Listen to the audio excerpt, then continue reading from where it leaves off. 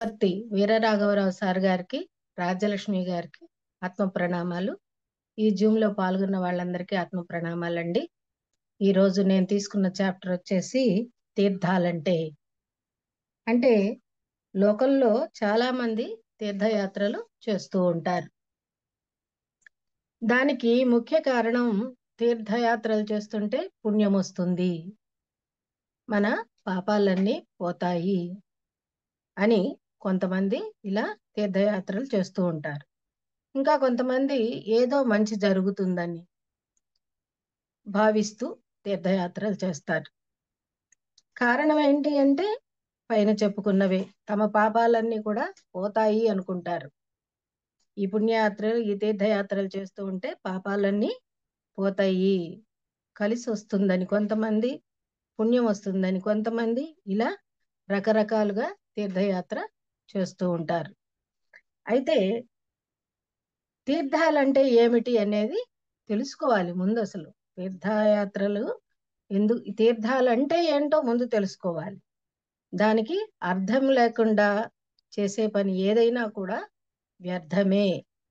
అంటే అందుకే ఏమన్నారంటే జనోరంతియాని తీర్థాని, అంటే జనాల యొక్క దుఃఖాల నుండి ఎలా బయటికి వస్తారో, అంటే తరిస్తారో, వాటిని తీర్థాలు అంటారు. అంటే తమ యొక్క కష్టాలన్నీ కూడా పోయే మార్గం అన్నమాట. అది తెలుసుకొని చెయ్యాలి. తెలియకుండా ఎన్ని యాత్రలు చేసినా ప్రయోజనమేమీ లేదు. అంటే జనులు దేని వల్ల దుఃఖాల నుండి బయటికి వస్తారో అవే, అంటే తరింపచేస్తాయో అవే తీర్థాలు. అంతేకాని జలాలు, స్థలాలు తీర్థాలు కావు. అంటే ఇక్కడ ఏం చెయ్యాలి అంటే వేదాల వంటి సశాస్త్రాలను చదవాలి. సశాస్త్రాలను చదవాలి. సత్ అంటే పరబ్రహ్మ, అంటే ఆ పరబ్రహ్మను గురించి తెలియచేసేవి. అలాంటి బుక్స్, ఆ శాస్త్రాలు చదవాలి. ఇంకా సజ్జన సాంగత్యం, పరోపకారం, ధర్మాచరణ, అహింస, వైరం లేకుండా ఉండటం, కల్మషం లేకుండా ఉండటం, సత్యాన్ని చెప్పటం, సత్యాన్నే ఆచరించటం, జ్ఞాన సముపార్జన లాంటివి దుఃఖం నుండి తరింపచేస్తాయి. అందుచేత వీటిని తీర్థాలు అంటారు. అంటే ఇవన్నీ కూడా మన దుఃఖం నుండి బయటికి రప్పిస్తాయి, అంటే తరింపచేస్తాయి అని వీటికి తీర్థాలని పేరు. అంతేగాని స్థలాలు తిరిగిన, జలాశయాల్లో మునిగిన పాపాలు పోవు. జలాలతో, స్థలాలతో పాపాలే గనక పోతే లేని వారికి ధనం రావాలి కదా. అంటే మన పాపాలన్నీ పోతాయి అని కదా వాళ్ళు వెళ్తుంది యాత్రలకి. అందుకని అలా గనక జరిగేటట్లయితే, అలా స్థలాలలో తిరుగుతూ జలాలలో మునిగితే పాపాలే గనక పోతే లేని వారికి డబ్బు రావాలి, అందులకు చూపు రావాలి, కుష్ఠరోగులకు రోగం పోవాలి కదా, చెవిటి వాళ్ళకి కూడా వినికిడి రావాలి కదా. అలా ఎక్కడా జరగటం లేదు. అంటే ఇన్ని యాత్రలు చేసినా, ఎన్ని నదుల్లో మునిగినా వీళ్ళ రోగాలు పోవటం లేదు, ఆర్థిక ఇబ్బందులు తొలగటం లేదు, పాపాలు పోవటం లేదు.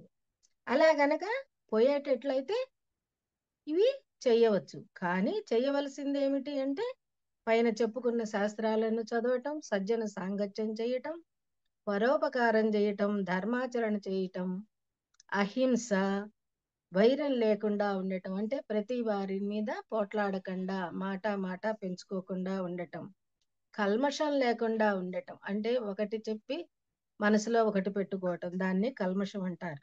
అలాంటి కల్మషం లేకుండా ఉండాలి. సత్యాన్ని చెప్పగలగాలి, సత్యాన్ని ఆచరించగలగాలి. అప్పుడే వాటినే తీర్థాలు అంటారు. అయితే వీళ్ళు అనుకున్నట్టు ఇవన్నీ చేసేటట్లయితే ఇవన్నీ పోలేదు గనక ఇప్పుడు ఏం జరుగుతుంది? ఎన్ని యాత్రలు చేసినా, చేసినా హాస్పిటల్స్కి అయితే పోక తప్పటం లేదు. అంటే రోగాలు తగ్గాలి అంటే హాస్పిటళ్ళకు పోవాల్సిందే. నీవు నదుల్లో మునిగినా లేదు, తీర్థయాత్రలు చేసినా లేదు. మరి నిజంగా తరింపజేసే తీర్థాలంటే ఏమిటో తెలుసుకుందాం. అంటే ఎన్ని శాస్త్రాలు చదివినా, ఎన్ని సత్యబోధలు విన్నా, ఎన్ని సాంగత్యాలు చేసినా చివరికి తెలిసేది ఏమిటంటే మానవుడు దుఃఖం నుంచి తరించాలి అంటే సత్యాన్ని ఆశ్రయించాలి, ధర్మాన్ని ఆచరించాలి. అంటే సత్యాన్ని ఆశ్రయించటం అంటే మన పత్రి సార్ గారు చెప్పారు, ఆత్మే పరబ్రహ్మ, పరబ్రహ్మే సత్యము, పరబ్రహ్మే సత్యమైన వాడు, నిత్యమైన వాడు, ఆయన శాశ్వతుడు. అదే కదా భగవద్గీతలో శ్రీకృష్ణ పరమాత్మ కూడా ఏం చెప్పాడు? అహమాత్మ గుడాకేశ సర్వభూతాశయ స్థిత, అహం ఆదిత్య మధ్యం చ భూతానాం అంత ఏవచ.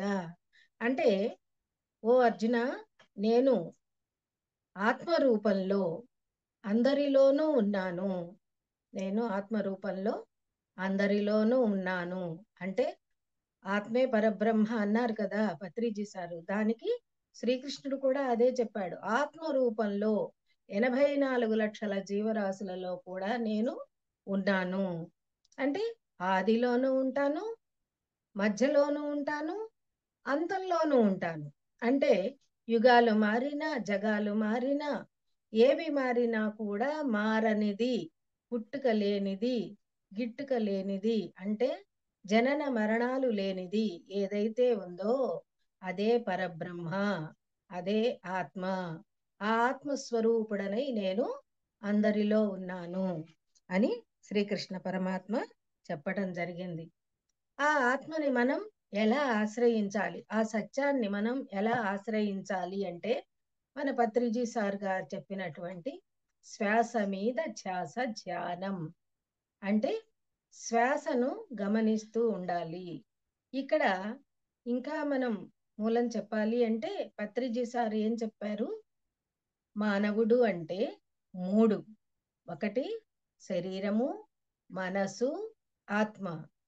ఇక్కడ శ్వాస మీద ధ్యానం చేసేటప్పుడు ఏం చేశాము? రెండు కాళ్ళు క్రాస్ చేసుకున్నాం, వేళ్ళల్లో వేళ్ళు పెట్టుకున్నాం, కళ్ళు మూసుకున్నాం. అంటే ఇక్కడ దేహాన్ని ఆసన రూపంలో ఉంచాము. అయితే ఎప్పుడైతే మనం ధ్యానం చేస్తామో, ధ్యానము అని కళ్ళు మూసుకుంటామో వెంటనే ఆలోచనలు వస్తూ ఉంటాయి, ఆలోచనలు వస్తూ ఉంటాయి. వాటిని కట్ చేసి మళ్ళీ మనం శ్వాస మీద ధ్యాస ఉంచాలి. ఇలా మళ్ళీ వెళ్తుంది, మళ్ళీ కట్ చేయాలి. ఇలా చేయగా చేయగా ఆ ఆలోచనలన్నీ కూడా ఆ స్పీడ్ తగ్గి ఆలోచన శక్తి తగ్గిపోతుంది, ఆలోచన రహిత స్థితికి వెళ్ళిపోతుంది. అప్పుడు ఎవరితో ఉంటాం మనం అంటే ఇక్కడ శరీరంతో లేము, మనసుతోనూ లేము. ఎవరితో ఉన్నాం? పరబ్రహ్మతో మాత్రమే, ఒక్క పరబ్రహ్మతో మాత్రమే ఉన్నాం. అంటే లోపలికి వెళ్ళినప్పుడు, మనం ఆలోచన రహిత స్థితికి వెళ్ళినప్పుడు మాత్రమే ఆత్మతో ఉండగలుగుతాము. అంటే అదే సత్యాన్ని ఆశ్రయించడం. అంటే ఇంకా ఏం చెయ్యాలి అంటే ధర్మాన్ని ఆచరించాలి. అసలు ధర్మం అంటే అహింస, అహింసని పాటించాలి. అహింస అంటే పత్రిజీ సార్ ఏం చెప్పారు? మాంసం తినవద్దు, హింస చోడో హంస పకడో అన్నారు. అంటే మన సాటి జీవుల్ని, అంటే మేక, కోడి, రొయ్య, చేప, ఇలాంటి వాటిని హింసించవద్దు, వాటిని హింసించవద్దు. ఇంకా సాటి మనిషిని కష్టపెట్టవద్దు, అది మాట ద్వారా గాని చేత ద్వారా గాని బాధ పెట్టవద్దు, ఇలా చెప్పారు. ఇదే అహింస. దీన్ని ముందు మనం ఆచరించాలి. ఇదే ధర్మం కూడా. ఆ ధర్మాన్ని ఆచరించాలి, ఈ సత్యాన్ని పట్టుకోవాలి. అంటే శ్వాస మీద ధ్యానం మాత్రమే చేయాలి. అలాగే సత్యాన్ని అంటే ఆత్మను ఆశ్రయించాలి, అంటే ధ్యాన సాధన చేయాలి. ఈ రెండే మానవుని తరింపచేసేవి. అందుచేత అవే నిజమైన తీర్థాలు. ఇక్కడ మనం ఒక చిన్న కథ చెప్పుకుందాం. అంటే తీర్థాలలో మునిగితే మన పాపాలు పోతాయి, మన రోగాలు పోతాయి అని చెప్పుకున్నారు కదా ఈ యాత్రలు చేసేవాళ్ళు. అలాంటి భావంతో చేస్తారు గనక ఏదో మంచి జరుగుతుంది, పుణ్యం వస్తుంది, మన పాపాలు పోతాయి, ఇవి కదా వీళ్ళు అనుకొని చేస్తుంది. అయితే ఇక్కడ ఒక మునీశ్వరుడు కథ చెప్పుకుందాం. అది ఏంటి అంటే, ఒక నదికి పుష్కరాలు వచ్చాయి. వస్తే అందరూ జనం వెళ్ళి పుష్కర స్నానం చేస్తూ, మనం ఇక్కడ స్నానాలు చేస్తే మన పాపాలన్నీ పోతాయి, మనకి పుణ్యం వస్తుంది అని చెప్పి చెప్పుకుంటూ ఉన్నారు. చెప్పుకుంటూ స్నానాలకు వెళ్ళారు. 10 మంది కూడితే అవే కదా చెప్పుకుండేది. అందులో పుణ్య స్నానాలకని వెళ్ళినప్పుడు ఇదే మాట్లాడుకుంటూ ఉండంగా ఆ మహర్షి వినటం జరిగింది. ఇదేంటి అంటే, ఆయన ఇవేవి ఆశించలేదు, ఋషి కదా. అంటే ఆయనకు ఆత్మే ప్రధానం కానీ ఇవి ఏవి వాళ్ళు పట్టించుకోరు. అందుకని ఈ మాటలు విన్న ఆయనకి అనుమానం వచ్చింది. ఇదేంటి, స్నానం చేసినంత మాత్రాన పాపాలు పోతాయా అని చెప్పి, అమ్మ నదీమ తల్లి, నీలో స్నానం చేస్తే వీళ్ళందరి పాపాలు తీసుకుంటున్నావా అని అడగటం జరిగింది. అప్పుడు ఆ నదీమ తల్లి ఏమన్నదంటే, నాయనా, నేనెందుకు వాళ్ళ పాపాలు తీసుకుంటాను, నేను తీసుకెళ్ళి ఆ సముద్రుడికి అప్పచెప్తాను, ఈ పాపాలన్నీ కూడా సముద్రుడికి అప్పచెప్తాను అని చెప్పింది. వెంటనే ఈ యోగి ఆ సముద్రుడి దగ్గరికి వెళ్ళి, సముద్రదేవ, నీవు ఈ నదులన్నీ తీసుకొచ్చి ఈ పాపాలన్నీ కూడా నీలో కలుపుతున్నారు కదా, ఇవన్నీ నీవు స్వీకరిస్తున్నావా అని అడిగాడు. అప్పుడు ఆయన ఏమన్నాడు, ఓ మునీశ్వర, నేనెందుకు తీసుకుంటాను, నేను ఆవిరి రూపంలో మేఘాలకు అప్పచెప్తాను అన్నాడు. వెంటనే మేఘాల దగ్గరికి వెళ్ళి వాళ్ళని అడిగాడు, మేఘాలు, మీరు ఈ పాపాలన్నీ స్వీకరిస్తున్నారా అంటే, లేదు లేదు, మేము వరుణదేవుడికి అప్పచెప్తాము అన్నారు. అంటే ప్రతి దానికి ఒక అధిదేవత ఉన్నది కదా. అలా ఈ వాన కురవటానికి అధిదేవత వరుణదేవుడు. అందుకని ఈ పాపాలన్నీ ఆయనకు అప్పచెప్తాము అని చెప్పి మేఘాలు చెప్పటం జరిగింది. వెంటనే ఆయన్ని అడిగాడు వరుణదేవుణ్ణి, ఏమయ్యా, ఈ మానవుల పాపాలన్నీ నువ్వు తీసుకుంటున్నావా అంటే ఆయన ఏమన్నారు, లేదు లేదు, ఈ యొక్క పాపాలన్నీ కూడా వర్షం రూపంలో మళ్ళీ భూమికే, అంటే వారి మీదకే పంపించేస్తున్నాను అన్నారు. అంటే ఇక్కడ మనకేమర్థమైంది, మన పాపాలను ఎవరు స్వీకరించరు, మన పాపాలు మనమే తొలగించుకోవాలి, మన కర్మల్ని మనమే తొలగించుకోవాలి అని చెప్పి అర్థం చేసుకోవాలి. అంటే ఇక్కడ మన కర్మ మనకి ఎలా దగ్ధమవుతుంది అంటే, మళ్ళీ పత్రిజీ సార్ చెప్పినట్లే ఈ శ్వాస మీద ధ్యాస ధ్యానం చేసినప్పుడు, మనలో జ్ఞానాగ్ని ప్రజ్వరిల్లినప్పుడు, కృష్ణ పరమాత్మ కూడా భగవద్గీతలో అదే కదా చెప్పారు, జ్ఞానాగ్ని దగ్ధ కర్మాణం అని చెప్పారు. ఎప్పుడైతే ఈ జ్ఞానం పెరుగుతుందో, ఆ జ్ఞానం అనేటటువంటి అగ్నిలో మనం చేసుకున్న కర్మలు దగ్ధమవుతాయి. అంటే ఉద్ధరేదాత్మనాత్మానం, అంటే నిన్ను నువ్వే ఉద్ధరించుకో, ఎవరు నిన్ను ఉద్ధరించరు అని చెప్పడం జరిగింది. బుద్ధుడేమన్నారు, అప్పో దీపో భవ అన్నారు. పత్రిసారు ఏమన్నారు, శ్వాస మీద ధ్యాస ఉంచండి. అంటే ఆ యొక్క శ్వాస మీద ధ్యాస చేసినప్పుడే మనకి జ్ఞానం అనేటటువంటి అగ్ని ప్రజ్వరిల్లి మన కర్మలన్నీ కూడా దగ్ధమైపోతాయి అని చెప్పటం జరిగింది. అలానే జరుగుతుంది. కానీ ఏ నదులకు వెళ్ళినా, ఏ తీర్థయాత్రలకు వెళ్ళినా, ఎక్కడికి వెళ్ళినా ఏ ప్రయోజనము లేదు. దీనికి ఎంతో మంది యోగీశ్వరులు కూడా దీని గురించి చెప్పటం జరిగింది. అంటే ఏం చెప్పారు, కలియుగంలో జనులు తాము ఏమి చేసినా సరే, ఒక పుణ్యక్షేత్రానికి వెళితే మన పాపాలన్నీ పోతాయి అని నమ్మేంత అధోస్థితిలోకి వెళ్ళిపోయారు అని ఎవరన్నారు, సత్యసాయిబాబా గారు అన్నారు. మానవులు ఎలా ఉన్నారు అంటే, ఎన్ని పాపాలు చేసినా ఒక పుణ్యక్షేత్రానికి వెళ్తే మన పాపాలు పోతాయి అనేటటువంటి అధోస్థితిలో కంటే అధోగతిలోకి పడిపోయారు అని చెప్తున్నారు. కల్మష హృదయాలతో దేవాలయాలకి దేవాలయంలోకి అడుగుపెట్టినా వాడి పాపాలు పెరిగి మరింత పాపి అవుతాడే తప్ప అవుతాడు. తీర్థం అంటే పవిత్ర హృదయాలతో, పవిత్ర విషయాలతో, పవిత్ర పురుషులతో నిండి ఉన్న స్థలం. పవిత్ర హృదయం ఉండాలి, పవిత్రమైనటువంటి విషయాలను ఆచరించాలి, పవిత్రంగా ఉన్న పురుషులు అక్కడ ఉంటారు. అలాంటి చోటకి వెళ్తే మన యొక్క కర్మలు దగ్ధమవుతాయి. అంటే 100 దేవాలయాలున్నా కూడా ఆ స్థలంలో దుష్టులు చేరితే అక్కడ ఉన్న శక్తి కూడా అదృశ్యమైపోతుంది అని చెప్పారు. తీర్థక్షేత్రంలో చేసిన పాపాన్ని, అంటే ఇలాంటి కల్మష హృదయులు పోయి ఆ దేవాలయాలలో ఉన్న అక్కడ ఉన్నటువంటి శక్తి అంతా అదృశ్యమైపోతుంది. అంటే అక్కడ తప్పు చేశాడు కదా, ఆ తప్పు తొలగించుకోవాలి అంటే ఏం చెయ్యాలి? పరోపకారం చెయ్యాలి. అసలు చెయ్యవలసింది ఏమిటి అంటే సేవ.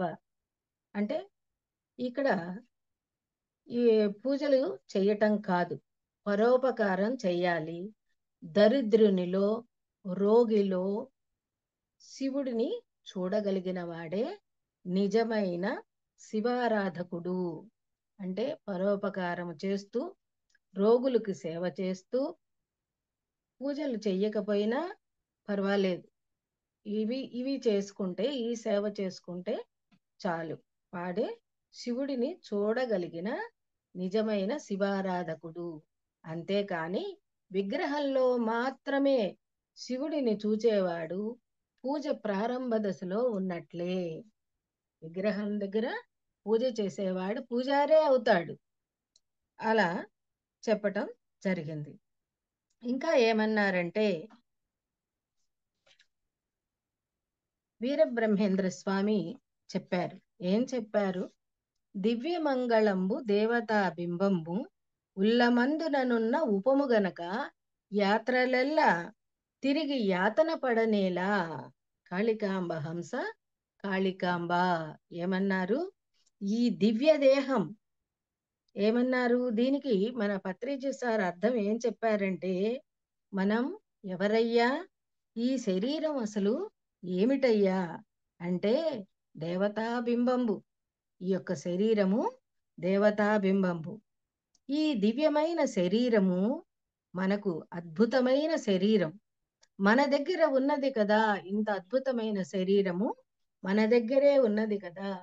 రహస్యమంతా ఈ యొక్క శరీరంలోనే ఉండగా ఎక్కడో యాత్రలు తిరుగుతూ ఉంటాం. ఎక్కడో యాత్రలు తిరుగుతూ ఉంటాం. ఎన్ని యాత్రలు తిరుగుతూ యాతనలు పడుతూ ఉంటాం. ఎక్కడికి పోయినా తిరుగుతూ, ఈ యాత్రలన్నీ తిరుగుతూ ఉంటే ఎన్ని యాతనలు పడుతుంటాం. ఇవన్నీ మోసుకొని వెళ్ళాలి, అక్కడ నడవాలి, అక్కడ దర్శనానికి నుంచోవాలి.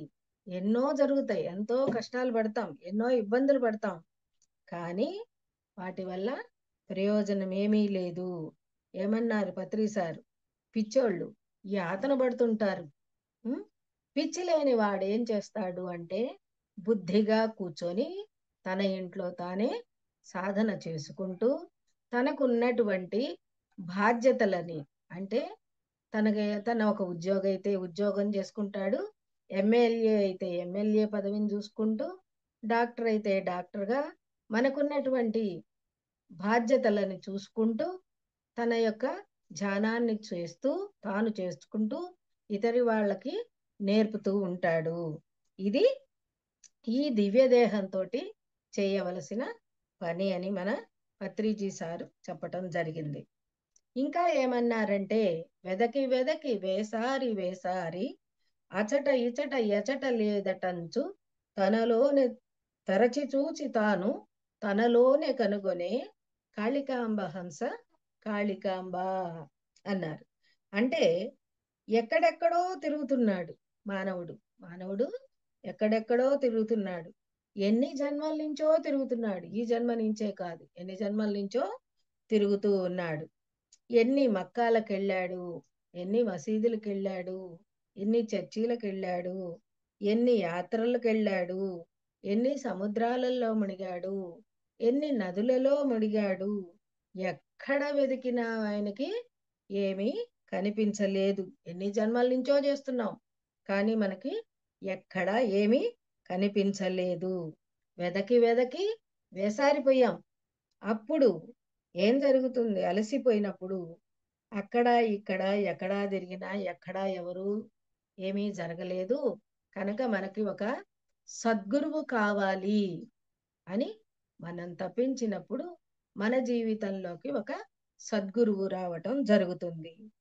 ఆ సద్గురువు ఏం చెప్తాడు? నువ్వు అక్కడ ఇక్కడ ఎందుకు తిరిగావు?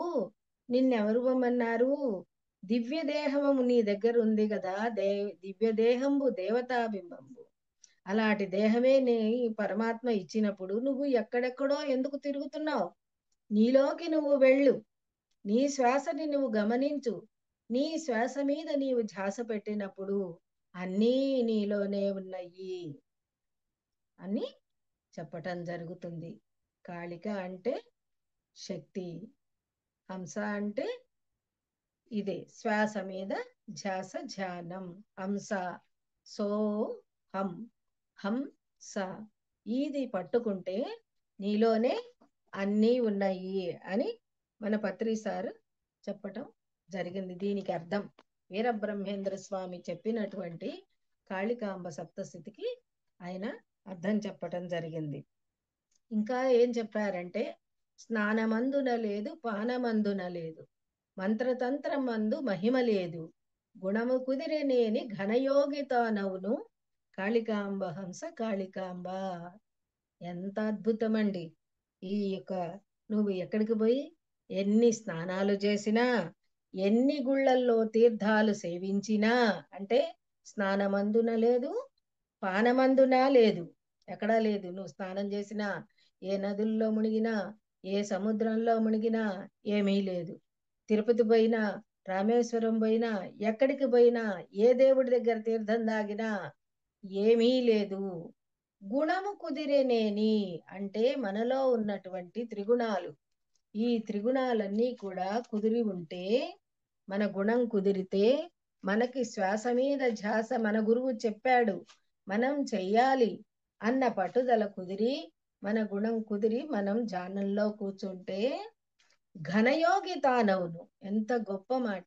ఎప్పుడైతే మనం ఈ శ్వాస మీద ధ్యానం చేస్తామో ఆ యోగులం మనమే అవుతాము. అందుకే పత్రి సార్ ఏమన్నారు? మనమే దేవుళ్ళం, మనమే దేవుళ్ళం అన్నారు. ఎందుకన్నారు? ఆ పరబ్రహ్మ నుంచి, అంటే ఆ పరమాత్మ నుండి వచ్చిన వాళ్ళము. ఎన్నో జన్మలు ఎత్తి ఎత్తి ఎత్తి 84 లక్షల జీవరాశులుగా, అంటే 83,99,999 జన్మలు ఎత్తిన తరువాతనే ఈ మానవ జన్మ అనేది వస్తుంది. ఈ వచ్చిన జన్మని త్రిగుణాలతో, అంటే తమో గుణం, రజోగుణం, సత్వగుణం, ఈ 3 గుణాలతోటి 300 జన్మలు దాటిపోయిన తరువాతనే మనం సాత్విక, శుద్ధ సాత్విక గుణంలోకి వచ్చిన తరువాతనే మనకి గురువు కావాలి అని 7 జన్మలు తప్పించినప్పుడు మాత్రమే సద్గురువు మన జీవితంలోకి రావటం జరుగుతుంది. అంటే మనం ఎంతో తప్పించబట్టే ఈ రోజున పత్రి సారు మనకి సద్గురువు, జగద్గురువై లభించాడు.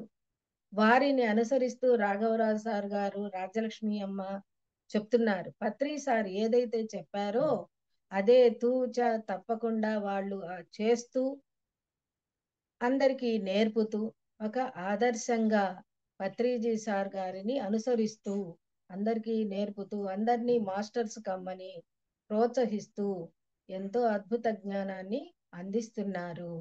కాబట్టే అందరము కూడా ఎదగగలుగుతున్నాము. అంటే ఎవరు చెప్పగలరు అంటే ఒక సద్గురువు మాత్రమే సత్యాన్ని చెప్పగలడు.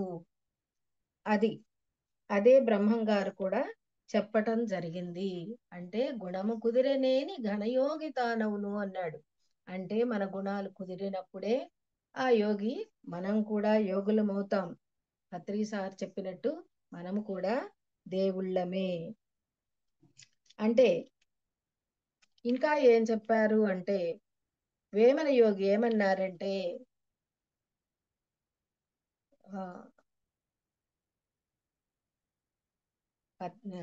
వేమన యోగి గారు కూడా ఎక్కడెక్కడో తనలో సర్వం ఉండగా తన లోపల వెదకలేక ధర వెదకడి తనువుల మోసడి ఎద్దుల మనములు తెలియగతరమే అన్నారు. అంటే మనలోనే సర్వస్వము ఉన్నది, కానీ దాన్ని తెలుసుకోలేక మనం ఏం చేస్తున్నాం? యాత్రలని, తీర్థయాత్రలు చేసుకుంటూ, స్నానాలు చేసుకుంటూ అన్ని తిరుగుతూ ఉన్నాము. ఆయన ఏమన్నారు? తనలోనే సర్వం ఉంది. అంటే నీలోనే సర్వం ఉందని తెలుసుకొని నీవు లోపలికి పోవాలి, కానీ ఎక్కడ వెతికినా ఏమీ లేదు అని చెప్పటం జరిగింది వేమన యోగి గారు. అలాగే ఇంకా ఏం చెప్పారు అంటే, పత్రిజీ సారు మనకు ఏం చెప్పారు? ఆహారం మనకి శుద్ధ సాత్వికమైనటువంటి ఆహారమే తీసుకోవాలి అని చెప్పటం జరిగింది. అయితే మన ఈ జీవుల్ని హింసించటం మానాలి అని కూడా చెప్పారు. అంటే మాంసం తినవద్దు అంటే పెద్ద పాపాన్ని తగ్గించేశారు. ఎప్పుడైతే పెద్ద పాపం పోయిందో మనలో ఉన్నటువంటి చిన్న చిన్న తప్పుల్ని మనం సరి చేసుకోవటానికి అవకాశం ఉంటుంది.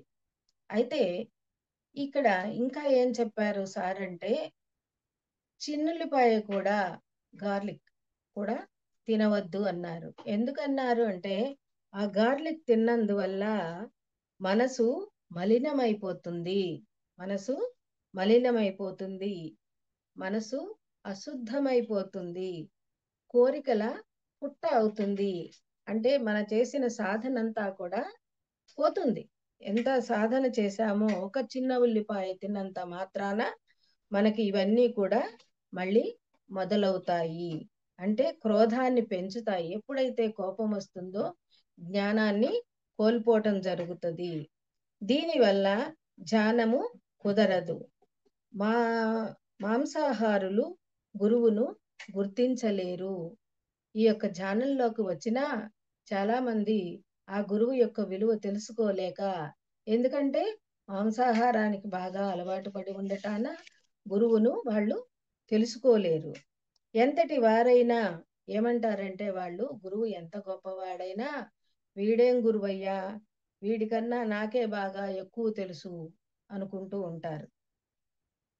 ధ్యానంలోకి వచ్చినా కూడా వీళ్ళు ఎక్కువ కాలం నిలబడటం జరగదు. అసలు రాని వారు కూడా విని, గురువు మాట విని, వాళ్ళకి ఏమాత్రం జ్ఞానం ఉన్నా వెంటనే వాళ్ళు ఈ మార్గంలోకి రావటం జరుగుతుంది. అంటే ఇక్కడ మనం స్నేహం కూడా చాలా జాగ్రత్తగా చెయ్యాలి. ఎందుకంటే వాళ్ళు ఏవేవో చెప్తారు, అవి మనం ఆచరించలేము.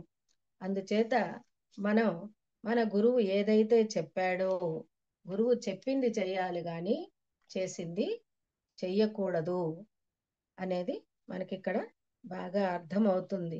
తీర్థయాత్రలు చేయాలి అంటే ఇవన్నీ కూడా మనం ఆలోచించుకోవాలి. అర్థం లేని పని ఏది చేసినా వ్యర్థమే. మనం వెళ్తున్నాము అంటే దానికి అసలు అక్కడికి వెళ్తాం. తీర్థం అంటే ఏమిటి అనేది మనం తెలుసుకోవాలి. అక్కడికి వెళ్తే మనకేం జరుగుతుంది, మనకేమన్నా ఆత్మ ఉన్నతి కలుగుతుందా అనేది ముందు మనం తెలుసుకోవాలి. ఆత్మోన్నతి జరగాలి అంటే తీర్థయాత్రలు చేసినా, సముద్రాలలో మునిగినా, ఏ నదులలో మునిగినా ఏదీ రాదు. కనుక మనం శ్వాస మీద ధ్యానం చేసినప్పుడు మాత్రమే మనకి ఈ తీర్థ యొక్క అర్థం, అంటే మనలోనే ఉన్నది సర్వస్వం అనని తెలుసుకోగలుగుతాము. అంటే ఇక్కడ మనం భాగవతంలో శ్రీకృష్ణ భగవానుడు కూడా ఏం చేశాడు అంటే మన్ను తిన్న ఆ కృష్ణుడి మీద బలరాముడు వాళ్ళ ఫ్రెండ్స్ అందరూ కలిసి యశోదాదేవికి చెప్పటం జరుగుతుంది. అమ్మా, తమ్ముడు మన్ను తిన్నాడు అని చెప్తారు. చెప్పినప్పుడు యశోద అడుగుతుంది, ఏమని? ఏం నాయనా, నువ్వు మన్ను తిన్నావా అని అడుగుతుంది. లేదమ్మా, తినలేదు అంటాడు. అంటే మన్ను తింటే నాలుక మీద ఆ మన్ను కనిపిస్తుంది కదా, అందుకని ఆవిడ ఏది నాయనా నువ్వు నోరు తెరువు అంటం జరుగుతుంది. అప్పుడు ఆయన నోరు తెరిస్తే ఆ నోటిలో ఆ యశోదమ్మకి ఎన్నో సృష్టిలోని రహస్యాలు, సృష్టిలో 14 లోకాలలో ఎక్కడ ఏమున్నాయి అన్నీ కనిపించాయి. ఖేచరాలు, భూచరాలు, జలచరాలు, నదులు, కొండలు, కోనలు, వృక్షాలు, దేవతలు, మునులు, యక్షులు, కిన్నెరులు, కింపురుషులు, ఇలా ఈ సృష్టిలో ఉన్నటువంటి 14 లోకాలలో ఉన్నటువంటి విషయాలన్నీ కూడా ఆవిడకు ఆయన నోటిలో కనిపించటం జరిగింది. అంటే 7 లోకాలు అంటే 7 లోకాలు ఊర్ధ్వలోకాలు, 7 అధోలోకాలు, మధ్యలోకమే భూలోకం. అంటే ఊర్ధ్వలోకాలు భూలోకం, భువర్లోకం, సువర్లోకం, జనాలోకం, మహాలోకం, తపోలోకం, సత్యలోకం. ఈ 7 కూడా ఊర్ధ్వలోకాలు. అతల, వితల, సుతల, తలాతల, రసాతల, మహాతల, పాతాళ లోకాలు, అధోలోకాలు. ఈ లోకాలలో ఉన్నటువంటి ఏమైతే ఉన్నాయో అవన్నీ కూడా ఆయన యశోదాదేవికి చూపించటం జరిగింది. ఎప్పుడైతే ఆయన నోట్లో అవన్నీ చూసిందో ఆవిడ ఆశ్చర్యపడిపోయింది.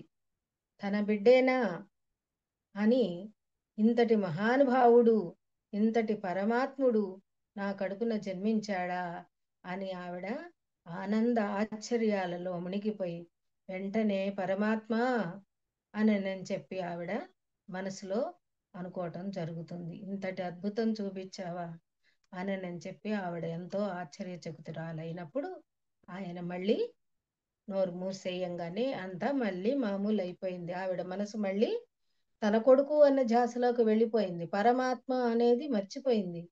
మళ్ళీ మామూలు అయిపోయింది. కారణం మహామాయ ఎప్పుడు అంటి పెట్టుకునే ఉంటుంది మానవుణ్ణి. ఏ చిన్న జ్ఞానం వస్తున్నా వెంటనే మాయ కమ్మేస్తుంది. అలా యశోదని ఆ మాయ కమ్మటం చేత మళ్ళీ అది మర్చిపోయింది. అంటే ఇక్కడ కృష్ణ పరమాత్మ ఎందుకు చూపించాడు అంటే దీని అంతరార్థం ఏమిటి అంటే, నాలోనే కాదు మీలో కూడా ఇవన్నీ ఉన్నాయి. నాలోనే కాదు ఇవన్నీ కూడా మీలోనే ఉన్నాయి. మీలోకి మీరు వెళ్ళినప్పుడు మాత్రమే ఇది తెలియబడుతుంది అని చెప్పి మానవులకు చెప్పటం కోసమే ఆయన అలా వాళ్ళ తల్లికి చూపించటం జరిగింది. ఇది దీనిలోని అంతరార్థం.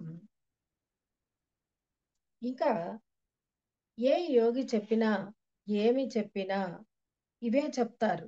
అంటే నీలోకి నువ్వు వెళ్ళు. ఇక్కడ చివట అమ్మవారు కూడా ఏం చెప్పారంటే, బంగారపు ముద్ద ఈ శరీరం, దీనిని మంచిగా ఉపయోగించు, అంతేకాని దీన్ని వృధా చెయ్యకు. అంటే ఎంతసేపు నా ఇల్లు, నా భర్త, నా పిల్లలు, నా భార్య, నా బిడ్డలు, నా తల్లిదండ్రులు ఇలాంటి మాయలో పడకుండా, అంటే మనం ఈ బాధ్యత చెయ్యాలి, కానీ మమకారం తగ్గించుకోవాలి. తగ్గించుకున్నప్పుడే మనం ఈ మాయలో పడకుండా ఈ శ్వాస మీద ధ్యాస చేస్తూ మనం ఆత్మోన్నతికి ఉన్న స్థితి నుండి ఉన్నత స్థితికి ఎదగగలుగుతాము అనేది ఇక్కడ అర్థమవుతుంది. ఇదే మన సారు మనకు చెప్పింది కూడా. అంటే మీరు చెయ్యవలసింది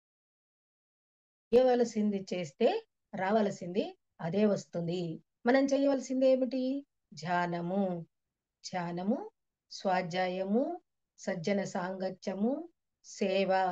ఈ 4 చేసినప్పుడు నీకు రావాల్సింది ఏముందో అది వచ్చే తీరుతుంది అని చెప్పటం జరిగింది. ఏ యోగులు చెప్పినా, ఏ మహనీయులు చెప్పినా, ఎవరు చెప్పినా కారణ జన్ములు నీలోకి నువ్వు వెళ్ళని చెప్తారు కానీ ఇంకోటి చెప్పరు.